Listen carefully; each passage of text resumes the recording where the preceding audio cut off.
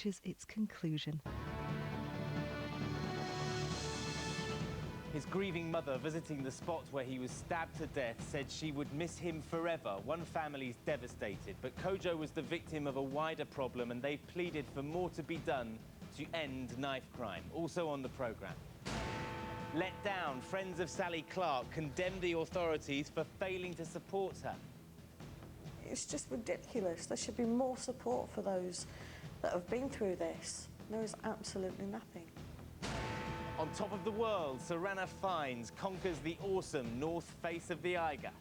And Vive la France, Gallic Flair proves enough just to win the Six Nations Championship.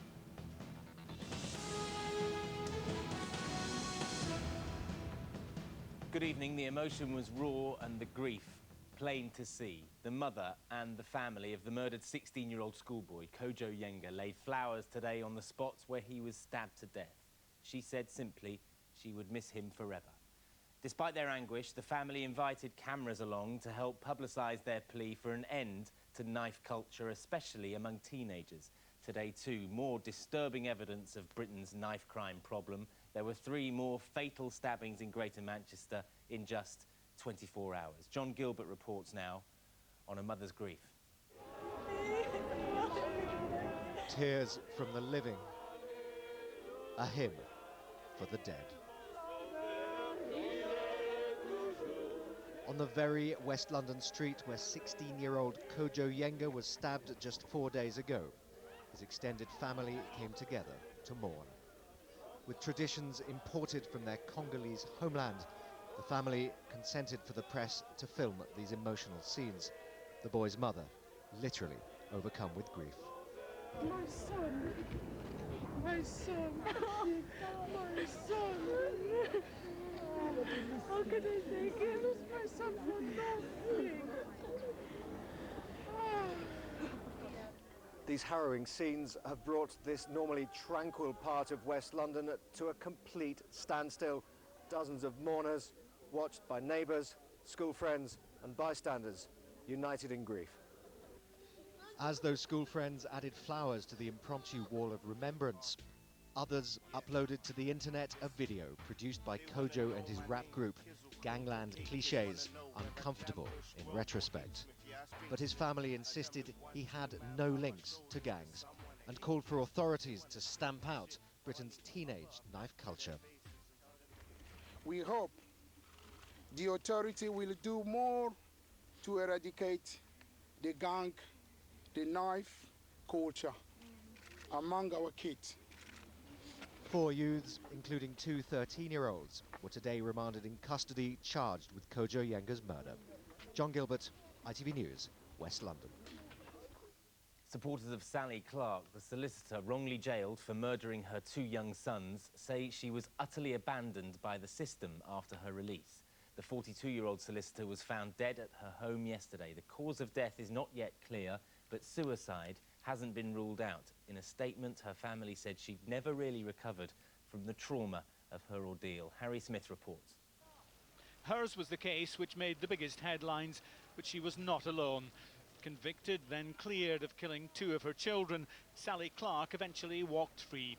But friends and relatives say she was never really free, never free of the trauma of being wrongly accused and then jailed.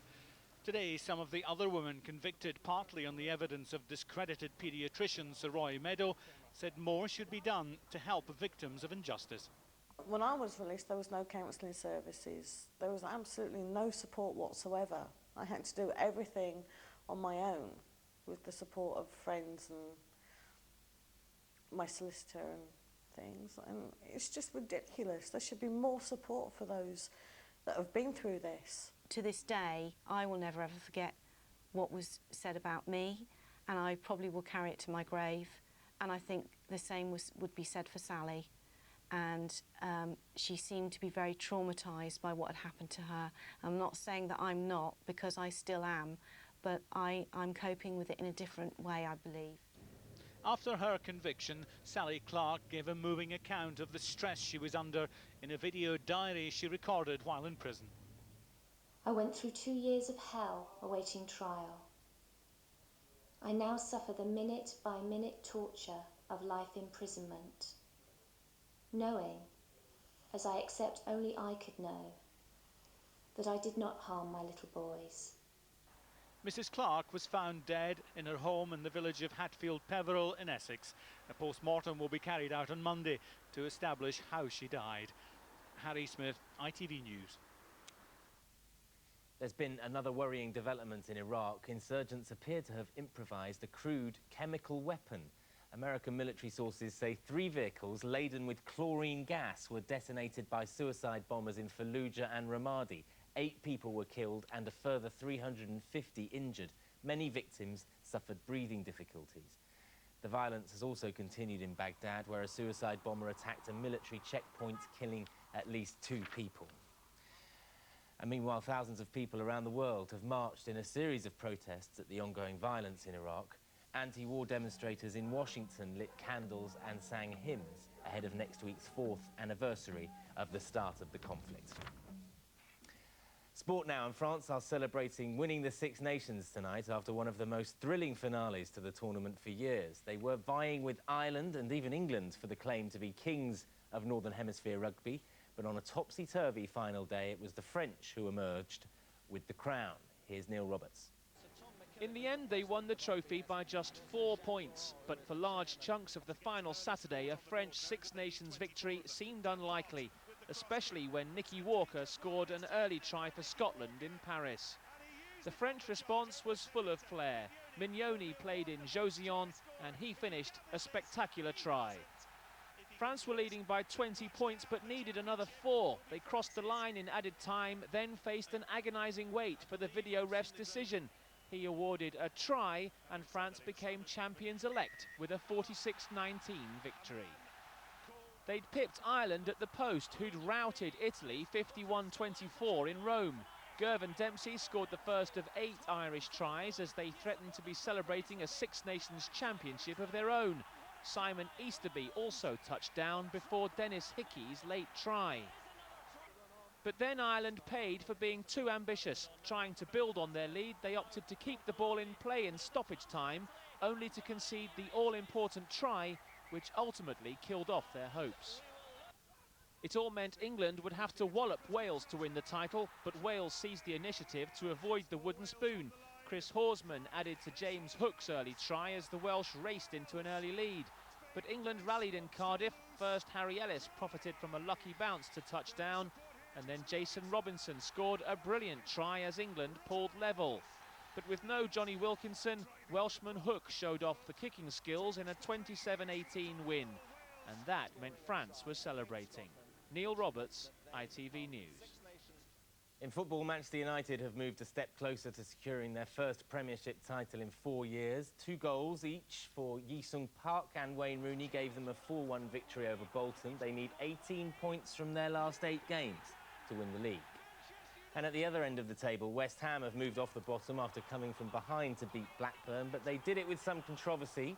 Bobby Zamora was awarded the winning goal in a 2-1 victory, even though the whole of the ball didn't appear to cross the line.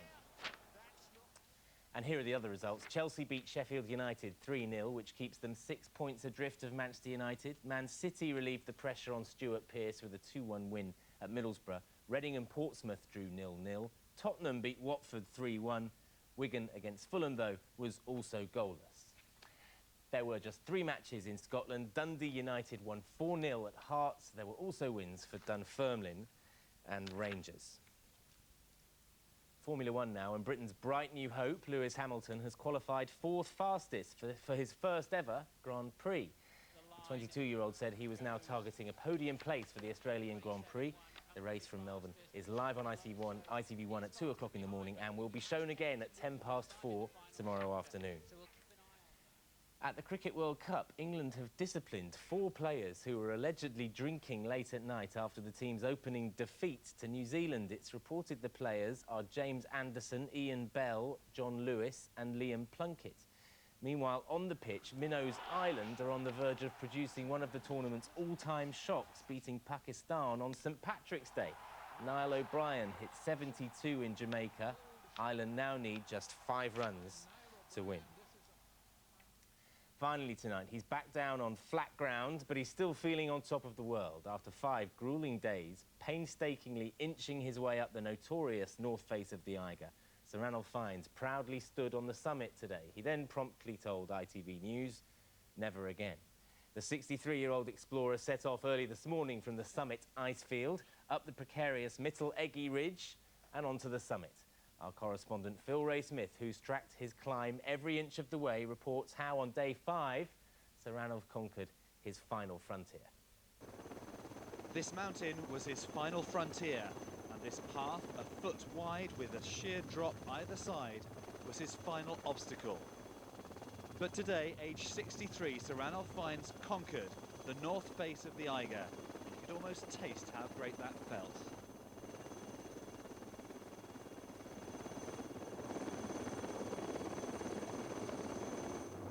After 5 days of a vertical climb, more than a mile, they've succeeded where so many others have failed and conquered the Eiger. It's an amazing sight, but you know what?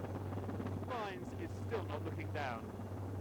Because although this vertical wall of rock involved some of the toughest climbing known to man, it was the dizzying heights that he was most afraid of.